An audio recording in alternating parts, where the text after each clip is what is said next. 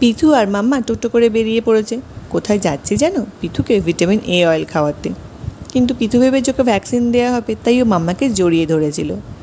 আর যেহেতু সেন্টারটা ফাঁকাই ছিল, তাই আমরা যাওয়ার সাথে সাথেই কাজ হয়ে গিয়েছিল।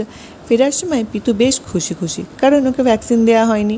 ও কাউ দেখতে দেখতে টোটো চড়তে চড়তে বাড়ি চলে এলো। বাড়ি আসার পর পিথুর ভ্যাকসিনের কার্ডটা আমি তুলে রাখলাম। তারপর পিথুকে খাইয়ে দাইয়ে ঘুম পাড়িয়ে দিয়েছিলাম। আর বিকালবেলায় পিথুকে নিয়ে একটু বেরোবো ভেবেছিলাম। সবে মাত্র আমরা বেরিয়েছি আর ভিডিওটা করা স্টার্ট করেছি, তার মধ্যেই দেখি লাইটটা অফ হয়ে গেছে। যাই হোক, বাজারে পৌঁছতে পৌঁছতে আবার লাইট চলে এসেছিলো। আর পিথুকে দেখো বাবার সাথে ও এখানে সবজি বাচ্ছে। কিন্তু এর মধ্যেই হয়ে গেছিলো আর এক কাণ্ড। শুরু হয়েছিল মুষলধারে বৃষ্টি। বৃষ্টিটা কিছুটা থামতে বাড়ি এসে অনির্বাণকে বললাম, তোমার হাতের স্পেশাল চাটা বানাও তো।